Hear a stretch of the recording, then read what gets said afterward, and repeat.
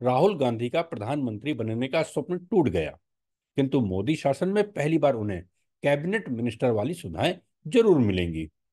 और यह सुविधाएं पाने का अधिकार राहुल गांधी ने अपनी मेहनत और योग्यता के बलबूते हासिल किया है। नमस्कार, मैं हूं राजेश एन अग्रवाल और आप देख रहे हैं दी आरएन शो। 18वीं लोकसभा में राहुल गांधी नेता विपक्षी दल के रूप में नामित हो सकते हैं। संसदीय व्यवस्था के अनुसार नेता विरोधी दल को कैबिनेट मंत्री के बराबर वेतन, भत्ते व अन्य सुविधाएं मिलती हैं।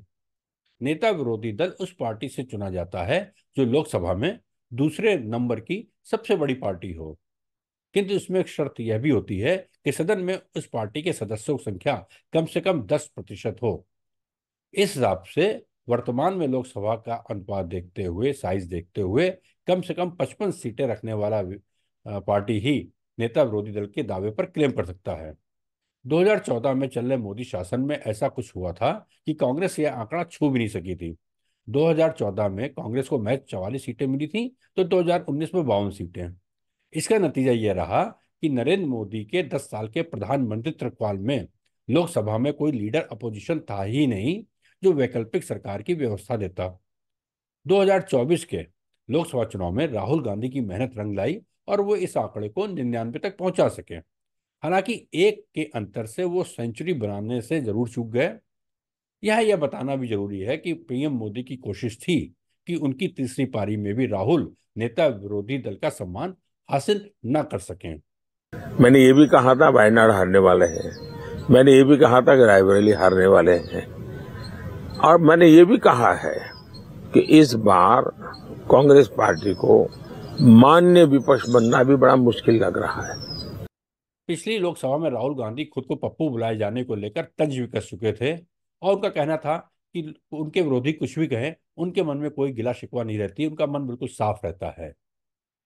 आपके अंदर मेरे लिए नफरत है, आपके अंदर मेरे लिए गुस्सा है, आपके लिए मैं पप्पू हूं, आपके लिए मैं अलग अलग गाली दे सकते हो।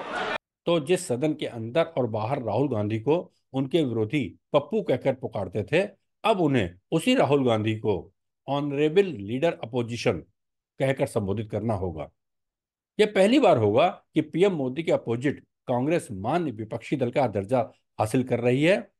और दूसरी ओर राहुल गांधी पर भी नैतिक जिम्मेदारी होगी कि वह एक सकारात्मक विपक्ष की भूमिका निभाएं, क्योंकि नेता विरोधी दल का दर्जा संविधान नहीं देता है। यह व्यवस्था सन 1977 में शुरू की गई थी और इस व्यवस्था के तहत राहुल गांधी के पिता स्वर्गीय राजीव गांधी और मां सोनिया गांधी लीडर अपोजिशन रह चुके हैं। राजीव गांधी ने सन 1989 से लेकर 1990 तक वीपी सिंह के शासनकाल में और सोनिया गांधी ने 1999 से लेकर 2004 तक अटल बिहारी वाजपेयी के शासनकाल में नेता विरोधी दल की पदवी अपने पास रखी थी। तो चलिए, राहुल गांधी पीएम न बन सके, कम से कम अपने पिता और माता की परंपरा को आगे बढ़ाते हुए लीडर अपोजिशन तो बनने जा रहे हैं। और देखना ये होगा कि अब की बार लोकसभा में उनकी भूमिका किस तरह रहती है, वो कितने गंभीर चिंतक और राजनेता रूप में अपनी छवि प्रस्तुत कर पाते हैं, ताकि 2029 के चुनाव में वो शायद कुछ कमाल दिखाने की उम्मीद पाल सकें। राजेश एन अग्रवाल का प्रणाम स्वीकार कीजिए। दी आरएन शो के नए एपिसोड देखने के लिए चैनल को सब्सक्राइब करें और बेल आइकन दबाना भी न भूलें।